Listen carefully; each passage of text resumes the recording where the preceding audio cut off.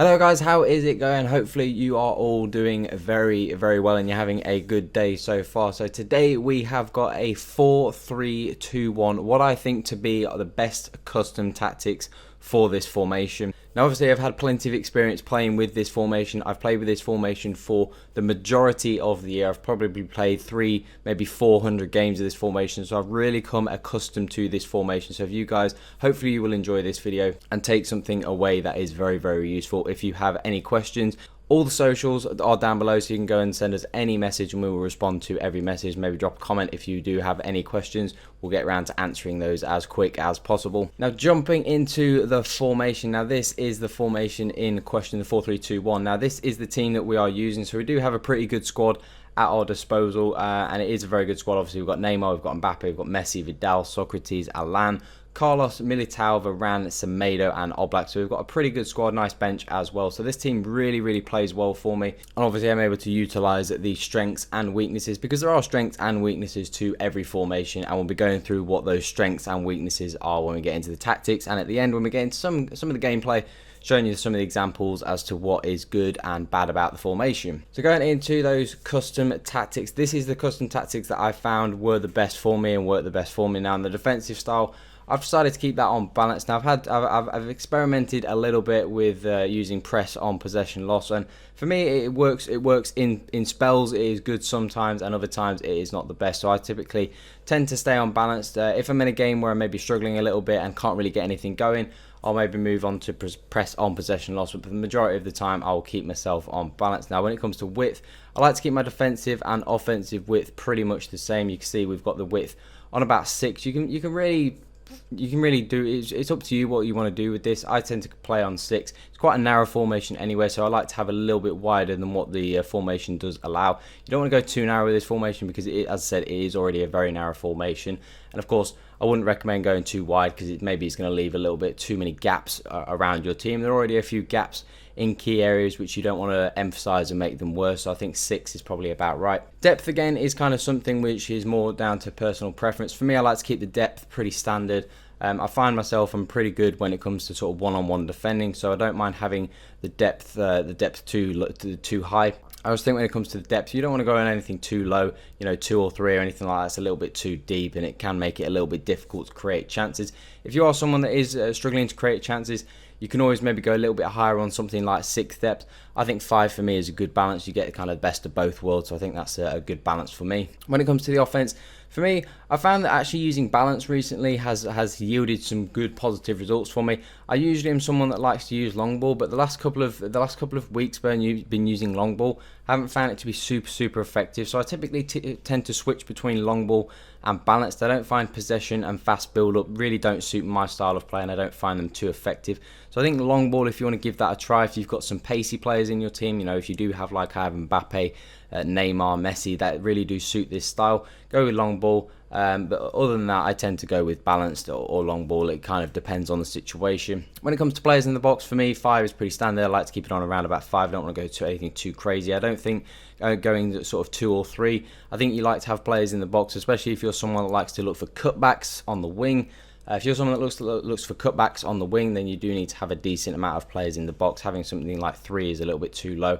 But also you don't want to go for too high, because then you just find that everyone's just charging into the box constantly. Can leave you a little bit open on the counter attacks if your players are constantly looking to get into the box. And again, for me, when it comes to corners and free kicks, I only have corners and free kicks. Anything 2 or 1 for me. I'm not someone that really crosses the ball. I'm someone that goes short and works a corner, so I don't really like too many players in the box for corners and free kicks. So I typically keep that on around 2 or 1. Now going into the instructions, this is where it becomes critical. This is what makes this formation good and also gives it a few of its negatives. When we get round to them, we'll talk about them. But starting with the goalkeeper, I like to have Oblak on comfort cross and sweeper keeper. Now some keepers are better at being a sweeper keeper than others, but for me, I find Oblak does this role very well. Obviously I like to have a commanding goalkeeper, And also I like to have, when people do play those lob balls over the top, or maybe those smash through balls in behind, it's good to have my keeper that's there to be able to just smash it out of play and clear the danger. Now when it comes to the fullbacks, for me personally, I like to have the fullbacks on stay back while attacking. I find that with this formation, it is quite a narrow formation anyway,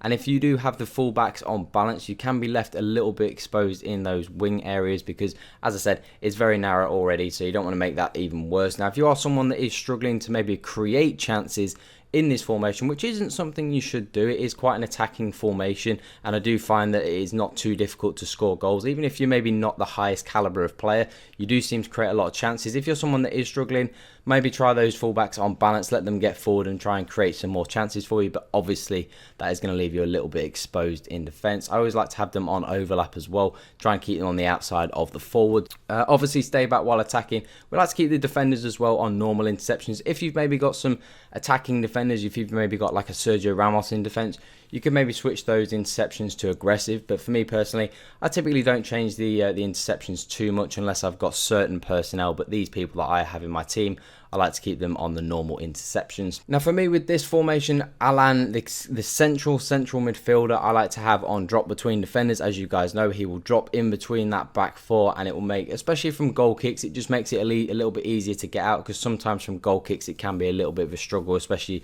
trying to chip the ball to your fullbacks, but in this situation, your centre backs kind of become your fullbacks. Your fullbacks push a little bit higher up the pitch from goal kicks, so that can make it a little bit easier to get out. But I find that Alan really clears up a lot of the danger, and obviously not having that CDM is a little bit of an issue because you don't have a lot of pressure in the midfield, or when people get beyond your midfield, they're straight into your back four. So obviously having Alan in that drop between defenders role means he's able to come out of that back four when we're defending, and he's able to really try and clean up some of those attacks. I find that is the most effective way of getting Alan involved. The two outside midfielders for me, I pretty much just keep standard across the box. I don't really change those too much because the two outside midfielders I like to have sort of box-to-box type players. So, we've got this at 86 Arturo Vidal, the 86 Nainggolan that we've got, maybe that Scream Dele Alli. They're good players to have in this team.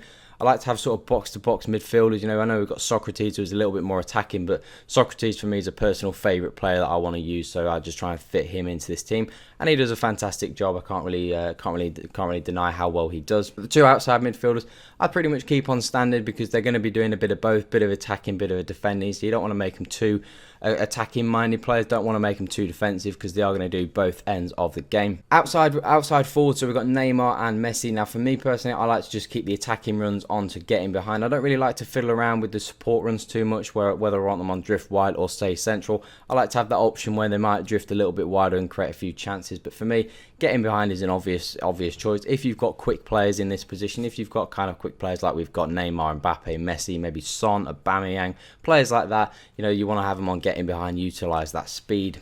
And then Kylian Mbappe, for me personally, again, stay central, getting behind, want to utilise that speed. If you've got some slower strikers, I don't think slower strikers are really going to work in this formation, given that it kind of is more of a counter-attacking type formation. So really having quick players is what I would recommend, and if you do, obviously getting behind is the way you want to go. Now getting into some of the gameplay, there's a couple of highlights of games that we have from Foot Champs this week. Now I found this formation, as I said at the beginning, I've used this formation a lot. I've used it for probably around 300 games.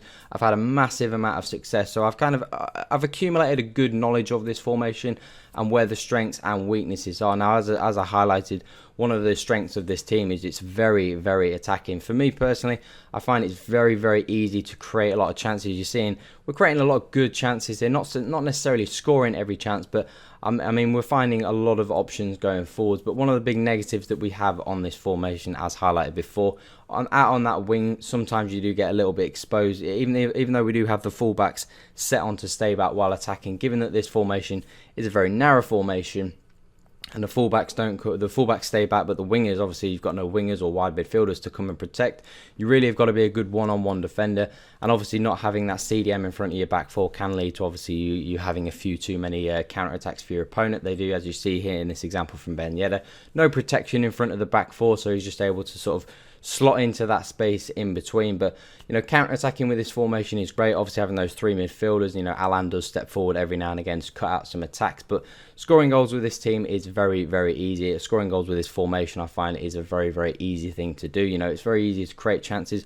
obviously those outside midfielders do get forwards as well and create a lot of opportunities. And then when you do have clinical players up front, like Neymar, like Mbappe, like Messi, obviously you are going to probably score more chances than you don't. But overall, I find that even if you're someone that likes to play a good amount of possession, I know some people do like to not play this formation because they maybe find that they don't have the link between their midfielders and their strikers maybe isn't great. Now, you could always flip it the other way, as I said before. If you are someone that's struggling to create chances, that central midfielder at the moment we have is Alan. Now, I have experimented with putting Socrates in that central midfield role, and you can maybe try and get him on get forward, and he will get forward. That's going to create some more striking opportunities and making it a little bit easier to create some chances. But I don't think it's a formation that you should really struggle to create too many chances with, but you obviously do have to use the strength of this team, which is obviously the three narrow strikers that you have up front. But you can see a few times we are getting beat out on the wing and down in the midfield, but as I said, you can see a lot of the time we are left sort of one-on-one in defence. So it's something that you've got to be really patient in defence with, really try and avoid lunging and jumping into tackles, because when you're in midfield and you make that error, if you're with your CDM and you lunge into a tackle and try and win the ball, what's going to happen obviously is you have the back four behind to kind of bail you out. If you're jumping one of your centre backs, like if we're to jump in with Varane and we missed, especially if you're someone that does like to play maybe on aggressive interceptions or something like that, you try and jump in with one of your midfielders, one of your centre back. They've got no cover in behind, they've got no one to bail them out this time. So you do have to be really patient when it comes to defending with your fullbacks. You can see we do get done on the wing there, and he's able to cut it back, kind of emphasising that error that we do have on the wing. Sometimes obviously not that protection on the wing, but overall I think this formation is top draw. I have really good success with it, and it's definitely one of my go-to formations. But it's something you just got to play with, you got to tinker with, tinker with the instructions, tinker with a few things. As I said, guys, if you do have any questions, you can see this is a great example of this formation. Obviously looking like we're going to get exploited out on the wing, and we actually then go and intercept that ball with Vidal, and this actually turns into a goal. This is how you can really counter-attack so lethally with this formation. But as I said, if you guys do have any questions, maybe with personnel or maybe questions with tactics when it comes to some things that with your team you maybe want to change, you maybe want to ask any questions, link to all of our socials are down below. Do drop a comment if you want to ask any questions. Make sure you hit the subscribe button as well if you found this tutorial useful and this custom tactics do work for you. That is all today, guys. Have an awesome day. I'm out.